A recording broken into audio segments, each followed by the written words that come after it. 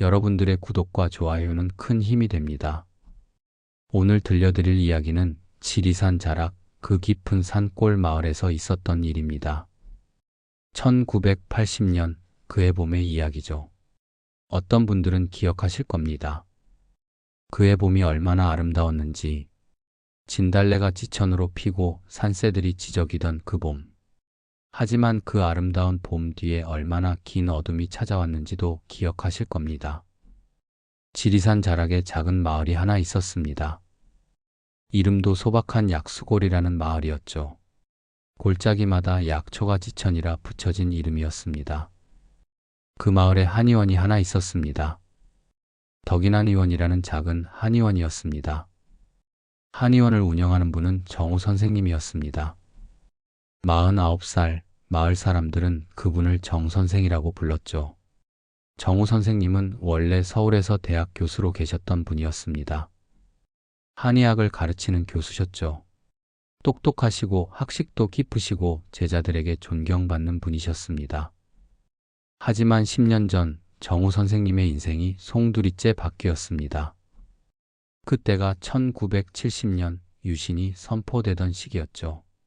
정우 선생님은 제자들과 함께 유신 반대 시위에 참여하셨습니다. 민주주의를 외쳤고 독재에 반대했죠. 그리고 결국 잡혀가셨습니다. 국가보안법 위반이라는 죄목으로 말입니다. 3년이었습니다. 정우 선생님이 감옥에서 보낸 시간이 3년이었죠. 출소하고 나왔을 때 세상은 변해 있었습니다. 대학에서는 해직되었고 서울에서는 더 이상 살 수 없었습니다. 그래서 정우 선생님은 결심했습니다. 고향으로 돌아가자고. 아내 영희 씨와 함께였습니다. 영희 씨는 정말 대단한 분이었습니다. 원래는 서울의 양반집 교수셨죠.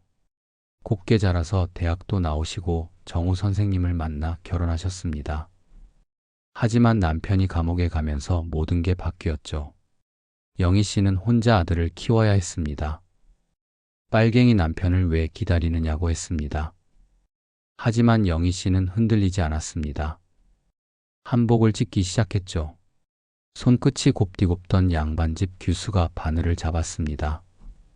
처음엔 서툴렀습니다. 바늘에 손가락이 수없이 찔렸죠. 피가 났습니다. 손가락이 굳어졌습니다. 하지만 영희 씨는 멈추지 않았습니다. 한 땀 한 땀 정성을 다해 한복을 지었습니다. 그렇게 번 돈으로 아들을 키우고 남편의 면회를 다녔습니다. 3년 후 여보 고생했소. 정우 선생님이 아내의 손을 잡았습니다. 당신이 더 고생하셨어요. 영희 씨가 웃으며 대답했습니다. 이제 우리 조용히 삽시다. 산골에 가서 평범하게 살아요. 그렇게 정우 선생님 가족은 약수골로 들어왔습니다. 작은 한의원을 열었죠. 처음엔 마을 사람들이 경계했습니다. 서울서 온 사람들, 그것도 감옥까지 다녀온 사람. 불온한 사람이라는 소문이 돌았죠. 하지만 정우 선생님은 묵묵히 환자들을 돌봤습니다. 정성을 다해 진료했습니다. 가난한 사람은 돈을 받지 않았고 밤중에라도 부르면 달려갔습니다. 시간이 지나면서 마을 사람들의 마음이 열렸습니다.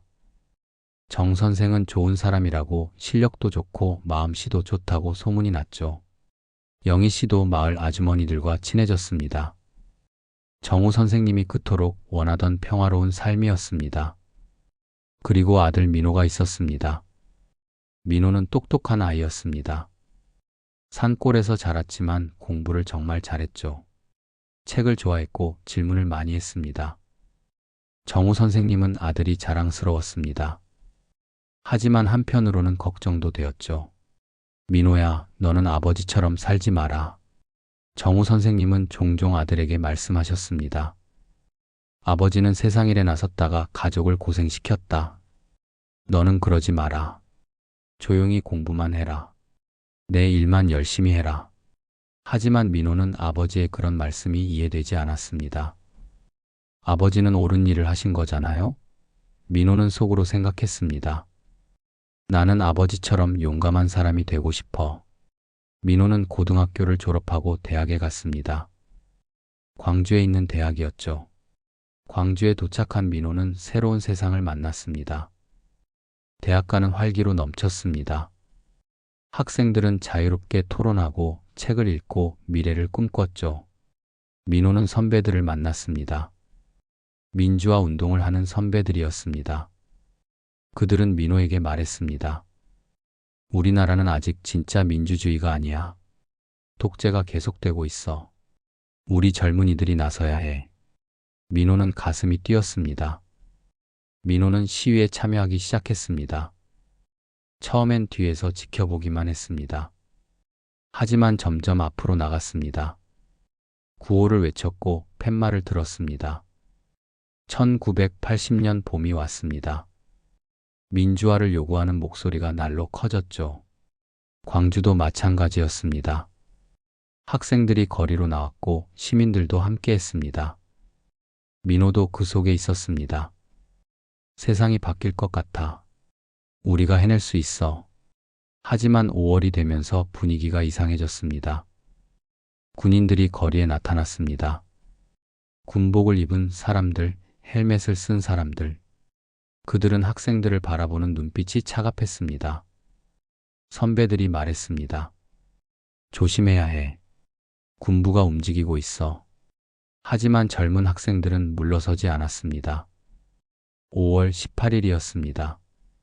민호는 광주 시내에 나가 있었습니다. 갑자기 군인들이 나타났습니다. 완전 무장을 한 군인들이었습니다. 그리고 그들은 학생들에게 달려들었습니다. 몽둥이가 날아왔습니다. 총개머리가 내려쳤습니다. 비명소리가 들렸죠. 민호는 정신을 차릴 수 없었습니다. 무슨 일이 벌어지는 거지? 왜 군인들이 학생들을 때리는 거지? 옆에 있던 친구가 머리에서 피를 흘리며 쓰러졌습니다. 재혁아. 민호가 친구를 부르며 달려갔습니다. 하지만 군인이 민호를 밀쳤습니다. 민호는 바닥에 나뒹굴었죠. 일어나려는데 발길질이 날아왔습니다. 배, 옆구리에, 등에. 민호는 웅크렸습니다. 죽겠구나. 여기서 죽는구나. 하지만 누군가 민호를 끌어냈습니다. 모르는 아저씨였습니다. 시민이었죠. 학생, 일어나. 빨리. 아저씨가 민호를 일으켜 세우고 골목으로 데리고 갔습니다. 겨우 도망쳤습니다. 그날부터 광주는 아수라장이 되었습니다. 군인들은 무차별로 사람들을 때렸습니다. 학생뿐만 아니라 시민들도 노인들도 여자들도 가리지 않았죠. 사람들은 분노했습니다. 며칠이 지나면서 상황은 더 악화되었습니다. 군인들은 총을 쏘기 시작했습니다. 처음엔 공포탄이었습니다. 하지만 곧 실탄이 날아왔죠. 피가 거리에 흘렀습니다. 민호는 그 모든 것을 목격했습니다. 눈앞에서 사람들이 죽어가는 것을, 젊은 학생이, 아이를 업은 아주머니가, 지팡이를 짚은 할아버지가 총에 맞아 쓰러지는 것을, 비명소리가, 울음소리가, 총소리가 뒤섞였습니다. 5월 21일 군인들이 시민들에게 집단 발포를 했습니다. 수십 명이 한꺼번에 쓰러졌습니다. 민호는 그 광경을 보고 정신을 잃을 뻔했습니다.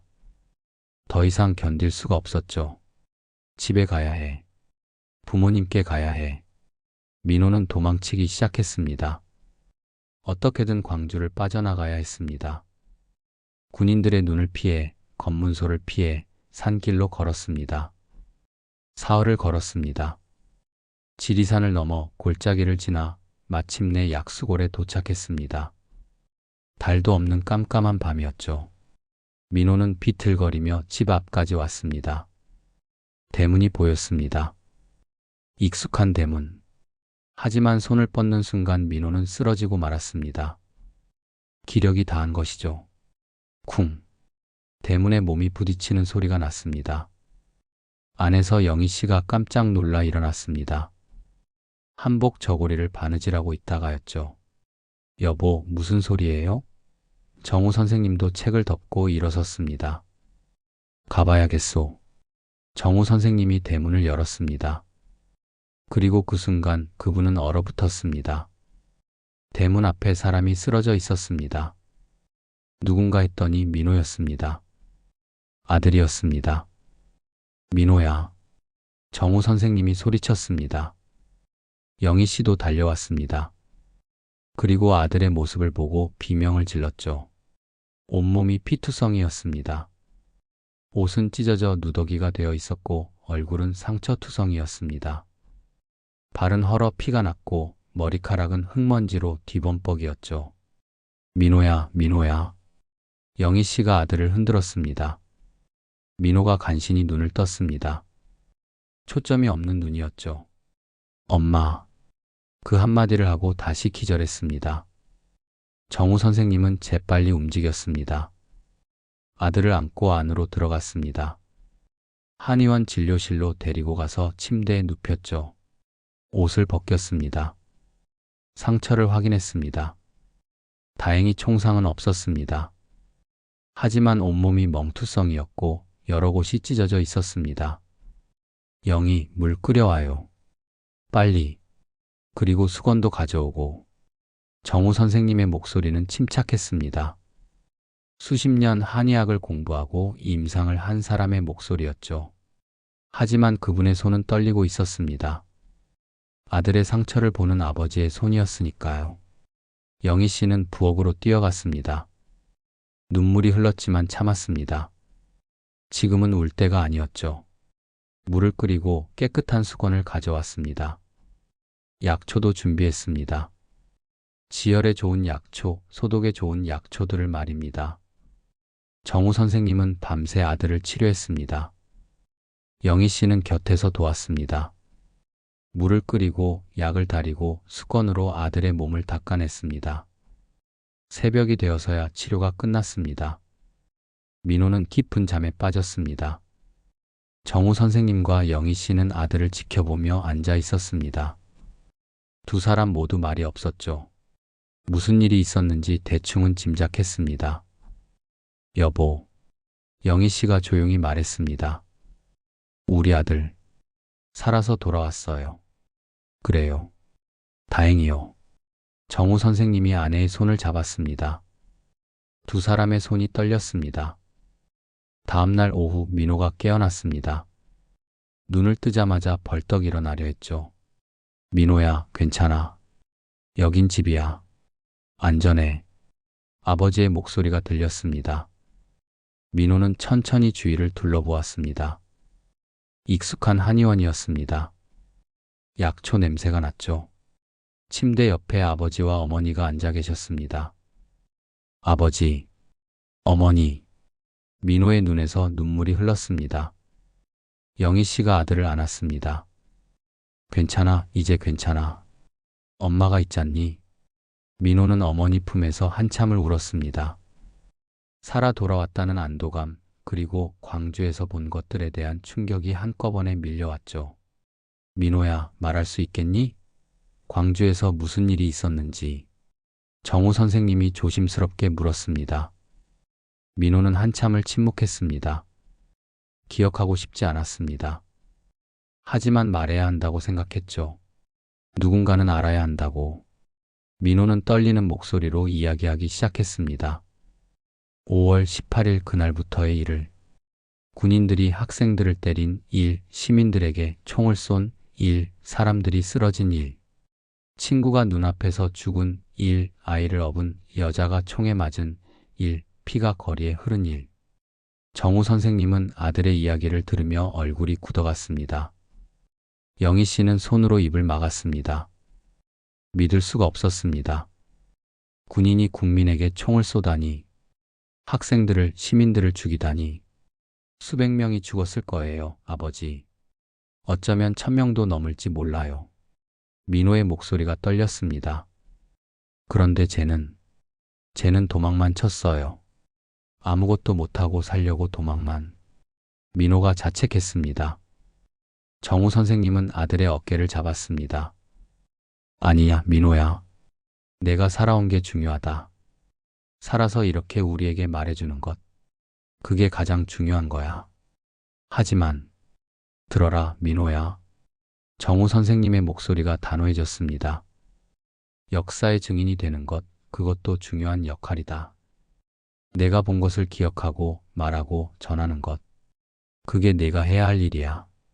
민호는 아버지를 바라봤습니다. 아버지의 눈빛이 진지했습니다. 그 눈빛을 보며 민호는 조금 마음이 편해졌죠. 일주일쯤 지났을까요? 민호는 조금씩 회복되고 있었습니다. 상처가 아물고 기력이 돌아왔죠. 하지만 마음의 상처는 쉽게 아물지 않았습니다.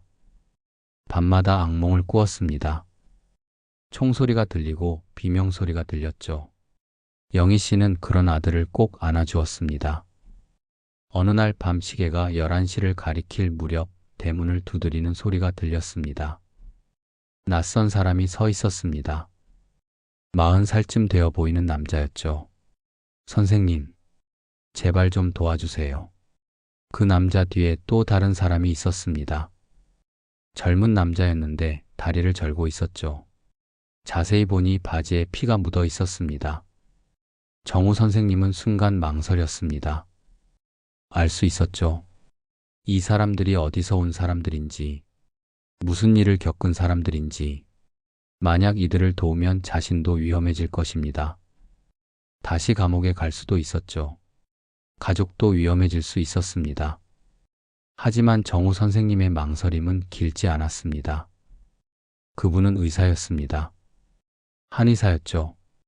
아픈 사람을 보면 도와야 한다는 것, 그것이 그분의 신념이었습니다. 들어오시오. 어서. 정우 선생님이 문을 활짝 열었습니다. 두 사람이 안으로 들어왔습니다. 영희 씨와 민호도 나왔습니다. 부상당한 젊은이를 진료실로 데리고 갔죠. 옷을 벗겼습니다. 다리에 총상이 있었습니다. 총알이 관통하지 않고 박혀 있었죠. 정우 선생님은 기구를 준비했습니다. 영희 씨가 물을 끓이고 민호가 등불을 밝혔습니다. 아플 겁니다. 참으시오. 정우 선생님이 말했습니다. 그리고 총알을 빼내기 시작했습니다. 젊은이는 이를 악물었습니다. 신음소리가 새어나왔지만 비명은 지르지 않았죠. 1시간쯤 걸렸습니다. 마침내 총알이 빠졌습니다. 다행입니다. 뼈는 안 다쳤어요. 회복될 겁니다. 정우 선생님이 상처를 꿰매고 소독했습니다. 약을 발랐습니다. 영희 씨가 깨끗한 옷을 가져왔고 민호가 죽을 끓였습니다. 두 사람은 며칠을 한의원에 머물렀습니다. 부상자가 회복되기를 기다렸죠. 그 사이 그들은 이야기를 했습니다. 광주에서의 일을 말입니다. 저는 광주에서 택시 기사를 했습니다. 부상자를 데려온 남자가 말했습니다. 5월 21일 군인들이 시민들에게 총을 쏘기 시작했어요. 저는 제 택시로 부상자들을 날랐습니다. 병원으로, 안전한 곳으로. 그러다가 이 친구를 만났죠. 젊은 부상자가 고개를 끄덕였습니다. 저는 대학생입니다. 시위에 참가했다가 총에 맞았어요. 이 아저씨가 저를 살려주셨습니다. 광주는 지금 어떻습니까? 정우 선생님이 물었습니다. 아비규환입니다. 택시 기사가 대답했습니다. 시체가 길거리에 널려 있어요. 피가 강물처럼 흐르고요. 군인들은 계속 쏘고 있습니다. 누구든 움직이는 사람은 다 쏩니다. 영희 씨가 눈물을 흘렸습니다. 민호는 주먹을 쥐었습니다. 정우 선생님은 침묵했습니다. 선생님, 택시 기사가 말했습니다. 이 일을 세상에 알려야 합니다. 진실을 말해야 해요. 하지만 언론은 침묵하고 있어요. 정부는 거짓말만 하고 있고요. 알고 있소. 정우 선생님이 고개를 끄덕였습니다. 하지만 어떻게 해야 할지. 그때 영희 씨가 말했습니다. 기록합시다. 여보, 우리 이 이야기들을 기록해요. 정우 선생님이 아내를 봤습니다. 광주에서 온 사람들의 증언을, 그들이 본 것을, 겪은 것을 모두 글로 남기는 거예요. 언젠가는 세상에 알릴 수 있을 거예요. 정우 선생님은 잠시 생각했습니다. 그리고 결심했죠. 그렇게 합시다. 민호야, 너도 내가 본 것을 써라. 자세히, 정확하게. 네, 아버지. 민호가 대답했습니다. 그날부터 기록이 시작되었습니다. 영희 씨가 노트를 꺼내왔습니다. 정우 선생님이 펜을 들었죠. 택시 기사와 대학생의 증언을 받아 적기 시작했습니다. 날짜를, 장소를, 본 것을, 들은 것을 하나하나 기록했습니다. 사흘 후 두 사람은 떠났습니다. 젊은이의 상처가 어느 정도 나았으니까요. 떠나기 전 택시 기사가 말했습니다. 선생님, 고맙습니다. 언젠가 이 은혜를 꼭 갚겠습니다. 은혜는 무슨 당연한 일을 했을 뿐이요. 하지만 선생님도 위험해지실 텐데. 괜찮소. 우리는 진실을 기록할 겁니다. 그것이 우리가 할 수 있는 일이요. 두 사람이 어둠 속으로 사라졌습니다. 정우 선생님 가족은 그들의 뒷모습을 지켜봤습니다. 그 후로 한 달 동안 산을 넘어 6명이 더 찾아왔습니다. 모두 광주에서 온 사람들이었죠. 총상을 입은 사람, 구타를 당한 사람, 가족을 잃은 사람. 정우 선생님은 그들을 모두 치료했습니다. 그리고 그들의 이야기를 기록했습니다. 영희 씨는 밤마다 노트에 글을 썼습니다. 증언자의 이름, 나이, 직업, 5월 며칠에 어디서 무엇을 보았는지, 누가 어떻게 다쳤는지, 누가 어떻게 죽었는지 모두 기록했습니다. 민호도 자신의 경험을 썼습니다. 5월 18일부터 24일까지 자신이 본 것들을 상세하게 적었죠. 정우 선생님은 의학적 소견을 덧붙였습니다. 상처의 종류, 총상의 각도, 구타의 흔적들을 분석했습니다. 석 달이 지났습니다. 20명이 넘는 사람들의 증언이 담겨 있었습니다. 광주에서 무슨 일이 있었는지, 얼마나 많은 사람들이 죽었는지, 어떤 만행이 저질러졌는지가 상세히 기록되어 있었습니다. 이제 이걸 어떻게 할까요? 민호가 물었습니다. 숨겨야지. 안전한 곳에. 정우 선생님이 일어섰습니다. 한의원 뒤편으로 갔습니다. 약초 저장고가 있었죠.